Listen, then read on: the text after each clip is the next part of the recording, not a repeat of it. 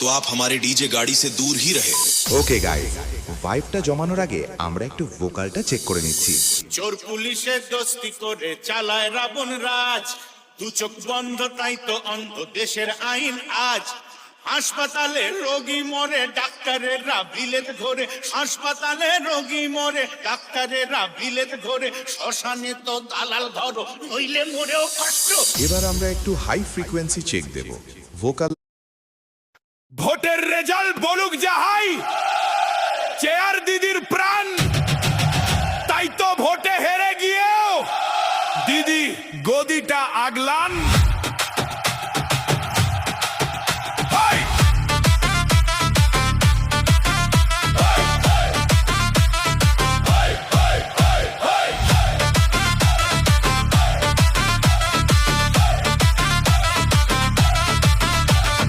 নির্বাচনে হেরে দিদির মুখেতে চুনকালি, রাগে ক্ষোভে দিচ্ছে এখন কমিশনকেই গালি। এতগুলো সিটে দিদি কি সত্যি হারতো যদি শান্তিপূর্ণ নির্বাচনটা মানুষ না দেখতো? ভোট মানে তোমার দাঙ্গা, পড়বে কত লাশ, তবেই তো দিদি জিতবে ভোটে ছড়িয়ে হাজারো ত্রাস। সন্ত্রাস এবার হলোই না, এ কেমন কারসাজি, দিদির চোখে কমিশন তাই আসত একটা পাজি।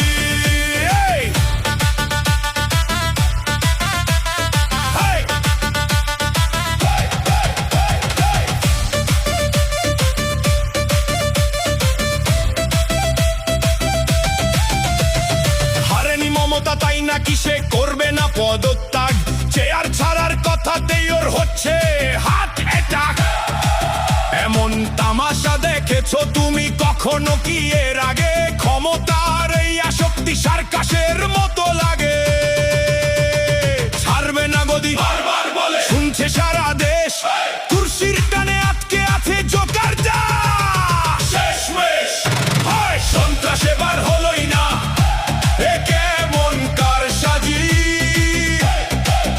দিদির চোখে কমিশন তাই আসত একটা পাজি।